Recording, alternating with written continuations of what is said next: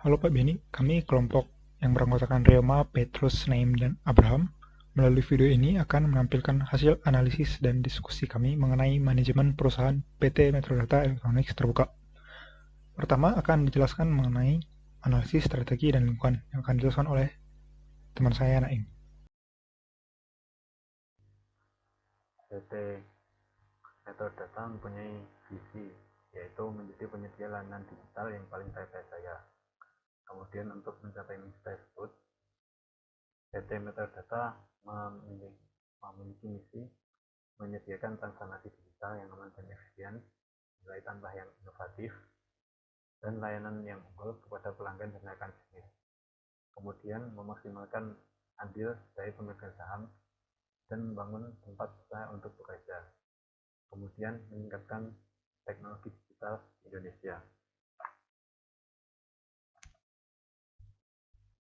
Layanan yang diberikan oleh PT Metrodata itu ada dua.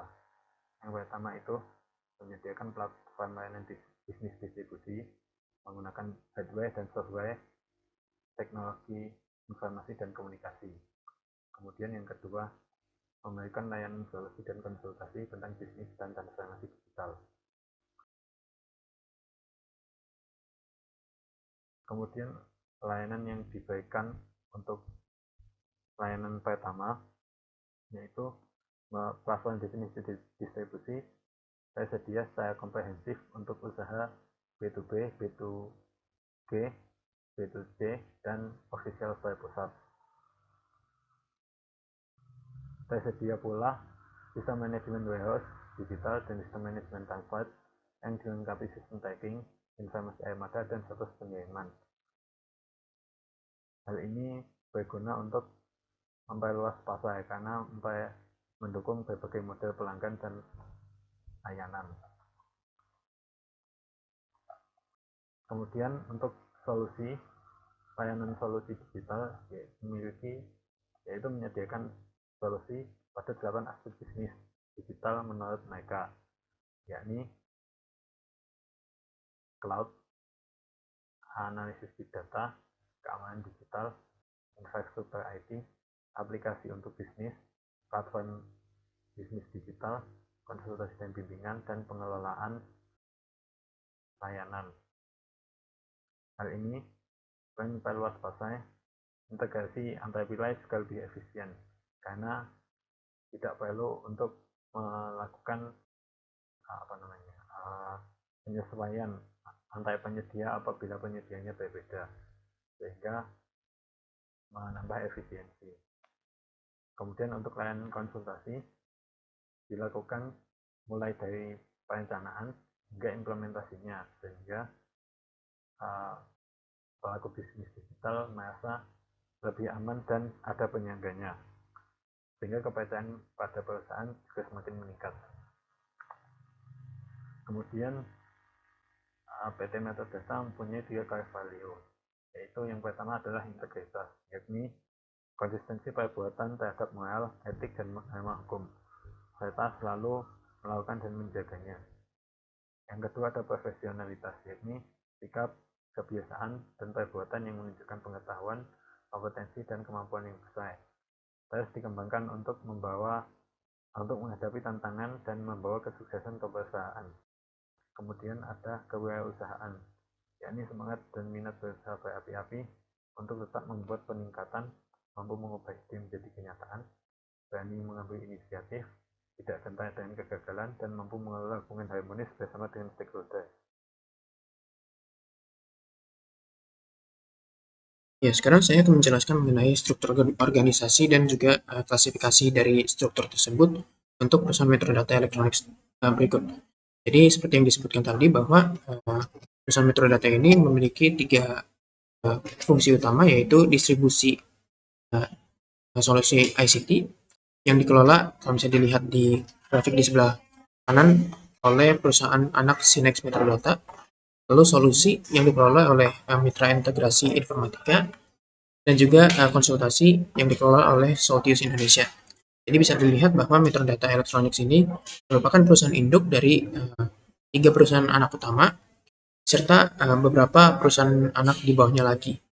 Jadi bisa dilihat bahwa metadata bisa diklasifikasikan berdasarkan produk atau jasa yang dihasilkan mereka. Lalu berikut adalah struktur organisasi dari perusahaan induk itu tersendiri, yaitu metadata. Lihat bahwa yang paling atas adalah rapat umum pemegang saham atau stakeholder, dan di bawahnya ada dua organ utama, yaitu Dewan Komisaris dan juga direksi. Jadi Dewan Komisaris sendiri dia mengawasi, memberikan nasihat pada direksi dalam menjalankan perusahaan.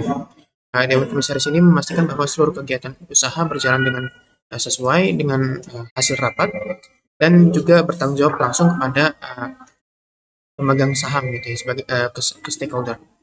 Lalu direksi sendiri memiliki tugas utama dalam mengelola, memimpin operasi perusahaan sehari-hari. Jadi mereka bertanggung jawab untuk menyusun, mengimplementasikan, dan mengevaluasi strategi bisnis, serta memastikan pelaksanaan operasional yang efisien dan sesuai target. Lalu di bawah Dewan Komisaris sendiri ada Komite Audit. Komite Audit sendiri membantu Dewan Komisaris untuk memastikan kualitas dan integrasi laporan keuangan perusahaan, mengawasi proses audit internal dan eksternal, serta memastikan kepatuhan terhadap standar akuntansi yang sesuai. Lalu di bawah direksi ada sekretaris perusahaan yang menjembatani komunikasi antar perusahaan dengan para pemangku kepentingan seperti regulator, pemegang saham, dan juga publik gitu. Sekretaris membantu direksi dan Dewan Komisaris dalam memastikan bahwa perusahaan mematuhi semua aspek regulasi, lalu juga berperan dalam menyelenggarakan rapat-rapat penting seperti RUPS dan sebagainya.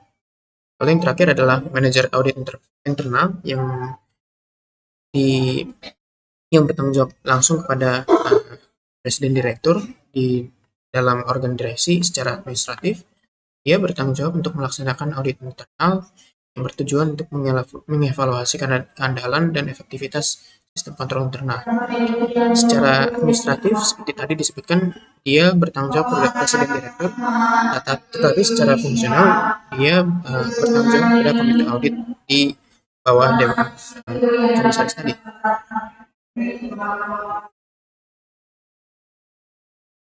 Lalu bisa dilihat ya bahwa struktur organisasi di sini terlihat berupa fungsional karena struktur organisasi dibagi sesuai dengan fungsi dari masing-masing organ gitu ya. Jadi yang paling atas adalah pemegang saham, di bawahnya ada Dewan Komisaris dan direksi seperti yang tadi disebutkan. Lalu berikutnya sekarang saya akan mengevaluasi mengenai struktur organisasi ini, apakah cocok dengan produk atau jasa yang mereka tawarkan. Ya, bisa dilihat di grafik tadi bahwa Dewan Komisaris, direksi, intinya semua yang ada di sini kebanyakan merangkap jabatan lain selain jabatan utama di sini ya. Jadi misalnya Susanto Jaya, dia selain menjadi presiden direktur, dia menjadi presiden komisaris dan juga komisaris dari beberapa entitas anak. Lalu Randi Kartadinata, selain menjadi direktur, dia juga menjadi komisaris MII dan lain sebagainya gitu ya. Bisa dilihat bahwa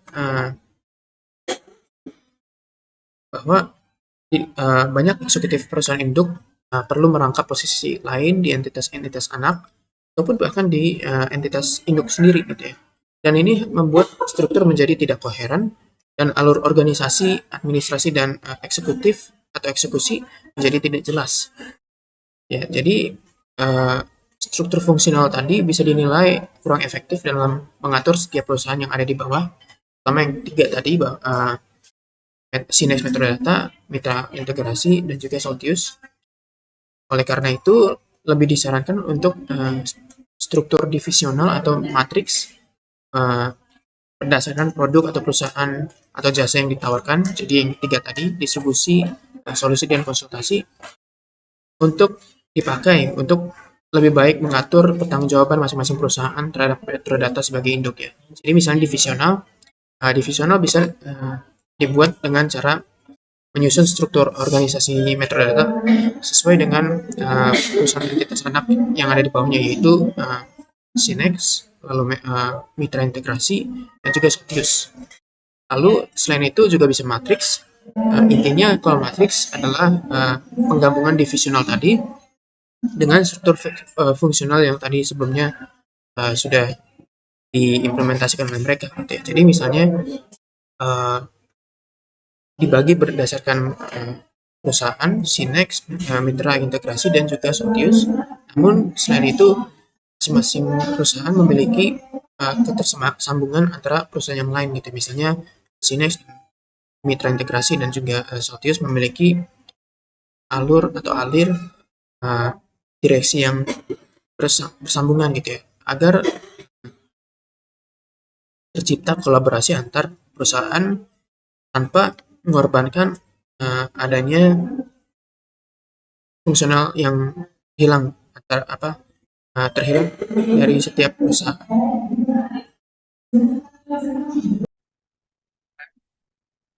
Baik, saya akan menjelaskan sistem pengendalian yang digunakan. Jadi, perusahaan Metrodata memiliki sistem pengendalian yang berdasarkan pada standar-standar yang berlaku secara internasional, terutama COSO, yaitu Internal Control Integrated Framework, dan juga berbagai peraturan terkait yang berlaku di Indonesia. Pengendalian internal ini diterapkan pada dua aspek besar dalam perusahaan, yaitu aspek operasional dan aspek finansial. Jadi berdasarkan jenis sistem pengendaliannya ada dua, yaitu kontrol finansial dan kontrol konkuren. Metrodata memiliki perangkat pengendalian audit, baik internal dan eksternal.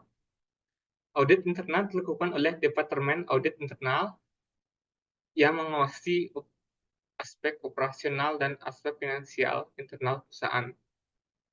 Untuk audit eksternalnya dilakukan oleh Kantor Akuntan Publik, yaitu KAP Tanu Direja, Wibisana, Rintis, dan rekan, yang memberikan audit laporan keuangan bagi perseroan dan entitas anaknya, dan juga jasa non-audit bagi SMI, entitas anak perseroan di tahun 2023.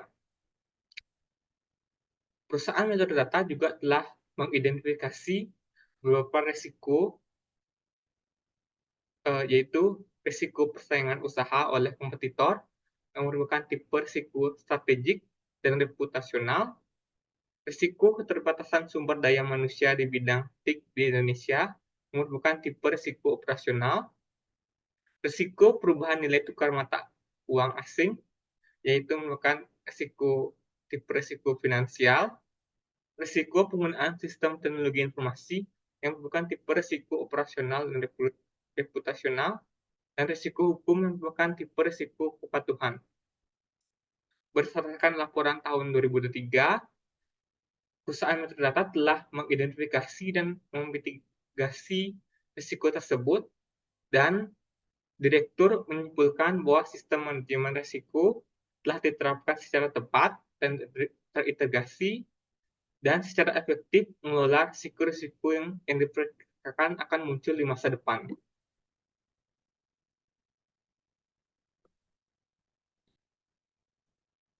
Kemudian saya akan menjelaskan mengenai manajemen SDM di Metrodata. Jadi untuk manajemen SDM di Metrodata sendiri ada 4 kegiatan yang bisa di-highlight. Yang pertama adalah rekrutmen, yang kedua adalah pelatihan, yang ketiga adalah suksesi, dan yang keempat adalah remunerasi. Yang pertama adalah rekrutmen. Jadi dalam upaya rekrutmen, Metrodata ini bekerja sama dengan beberapa sekolah ataupun perguruan tinggi dengan ikut serta dalam acara-acara rekrutmen kampus seperti Job Day atau Career Fair. Nah, melalui acara ini, mereka memberikan kesempatan magang bagi mahasiswa-mahasiswa yang tertarik di bidang teknologi informasi. Selain itu, Metrodata juga melakukan branding dan engagement dengan menjadi pembicara pada acara-acara kampus yang terkait dengan industri teknologi informasi. Nah, selain itu ada juga perwakilan dari kampus juga bisa melakukan company visit atau melakukan kunjungan ke kantor perusahaan untuk meningkatkan minat dari perwakilan kampus. Selain itu, untuk memastikan ketersediaan SDM yang berkualitas, Metrodata juga mengadakan program bootcamp yang disebut Metrodata Graduate Program. Nah, selain dari upaya-upaya internal yang baru saya sebutkan, Metrodata juga melakukan rekrutmen dengan menggunakan pihak ketiga seperti rekrutmen platform ataupun headhunters. Yang kedua adalah pelatihan. Jadi, Metrodata menyelenggarakan berbagai jenis program pelatihan untuk mengembangkan kemampuan atau keahlian dari karyawan. Salah satunya adalah pengembangan kompetensi karyawan yang berfokus pada aspek-aspek yang mendukung tercapainya bisnis seperti presentasi, komunikasi efektif, kemampuan identifikasi, analisis masalah, serta kepemimpinan. Selain itu, Metrodata juga mengadakan pelatihan berupa bootcamp, namun sejak bootcamp ini adalah program yang baru diadakan sejak 2019 dan masih berfokus pada bidang IT security. Nah, sejak tahun 2020, Metrodata juga mulai mengadakan pelatihan melalui online seperti e-learning dan video pelatihan. Berikutnya adalah suksesi. Jadi untuk memantau dan mengelola kinerja dari masing-masing karyawan yang bekerja, Metrodata melakukan sistem pengelolaan SAP Success Factors. Jadi proses penilaian ini dimulai dengan menyusun sasaran atau rencana kerja oleh setiap karyawan di awal tahun bersama-sama dengan atasan atau manajer masing-masing. Setelah itu pada akhir tahun mereka akan bersama-sama mengevaluasi secara reguler dengan pendekatan 360 derajat. Untuk mendukung program suksesi dan komitmen perusahaan untuk mengapresiasi potensi yang dimiliki karyawan, Metrodata menyelenggarakan program fast track, jalur spesialis, dan manajerial. Nah, melalui program ini, para karyawan diharapkan dengan kinerja unggul diharapkan dapat memenuhi potensi dan talenta yang dimilikinya. Kemudian dapat dikumpulkan dan dikembangkan dalam talent pool, di mana mereka selanjutnya dipersiapkan untuk mengikuti program-program pengembangan yang lebih intensif lagi. Selain itu, diadakan program reverse mentoring secara berkala. Reverse mentoring ini dilakukan untuk menjembatani kesenjangan generasi antara karyawan yang dengan usia yang lebih muda yang sekarang progresinya menjadi lebih banyak dibandingkan dengan karyawan senior. Selanjutnya ada remunerasi dan tunjangan. Dalam menetapkan kebijakan dan skema remunerasi, Metrodata menggunakan standar remunerasi berbasis standar industri yang menggunakan hasil-hasil survei remunerasi yang dilakukan oleh lembaga independen. Nah, untuk menjamin kondisi kesehatan karyawan, Metrodata mengikutsertakan seluruh karyawan dalam program Badan Penyelenggara Jaminan Sosial atau BPJS Kesehatan dan juga asuransi kesehatan swasta. Sebagai upaya preventif, Metrodata juga rutin melakukan program medical check-up tahunan bagi seluruh karyawan tetap yang telah bekerja selama 1 tahun atau lebih dan berusia minimal 30 tahun. Selain itu, Metrodata juga memberikan berbagai jenis tunjangan seperti tunjangan hari raya, tunjangan kesehatan, tunjangan BPJS, dan bonus tahunan. Untuk menjalankan bisnisnya, PT Metrodata memerlukan orang dengan berbagai macam keahlian, yakni yang pertama adalah orang yang ahli sistem informasi, orang yang ahli cloud, orang yang ahli big data, orang yang ahli cyber security, dan orang yang ahli AI. Hal ini penting bagi mereka untuk menjalankan layanan-layanan yang telah ditawarkan tersebut. Kemudian yang kedua ada orang dengan keahlian manajemen bisnis, yakni sebagai konsultan, yakni sebagai orang yang menjalankan layanan konsultasi perusahaan. Selain itu, orang dengan keahlian manajemen bisnis ini juga berperan untuk menawarkan layanan-layanan yang telah diberikan perusahaan tersebut. Kemudian yang ketiga ada orang dengan ahli hukum, yakni yang bertugas untuk mengurusi perizinan-perizinan serta perjanjian-perjanjian dagang dengan klien. Kemudian orang dengan keahlian desain, yakni orang yang bertugas untuk membuat desain logo maupun desain presentasi milik perusahaan. Kemudian yang terakhir adalah orang yang berada pada bidang keuangan dan aktuaria, yakni untuk melakukan manajemen keuangan dan manajemen risiko. Perusahaan konsultasi merupakan salah satu produk dari globalisasi.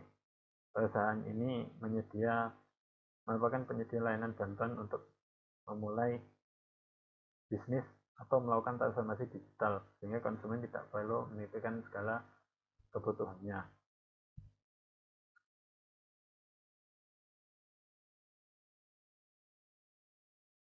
Dengan adanya globalisasi, itu akan berdampak pada produk yang ditawarkan perusahaan, pasar dari perusahaan, serta karyawan-karyawan dari perusahaan. Bisa jadi dengan adanya globalisasi, produk yang ditawarkan oleh perusahaan bisa semakin bermacam-macam. Kemudian pasar dari perusahaan ini tidak hanya dari Indonesia, melainkan juga dari luar negeri. Dan begitu pula dengan karyawannya, tidak terbatas pada Indonesia saja.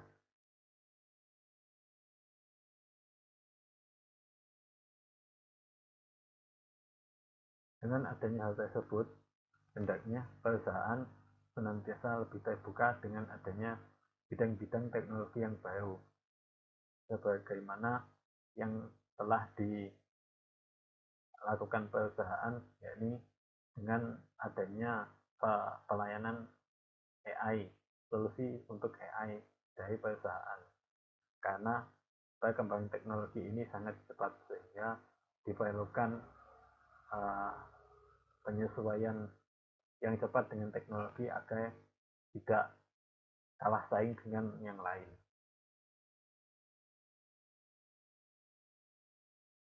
Dari hasil analisis yang telah kami lakukan, kami memperoleh beberapa kesimpulan dan rekomendasi yang bisa dilakukan oleh Metrodata untuk mendukung kegiatan operasionalnya menjadi lebih efektif dan efisien.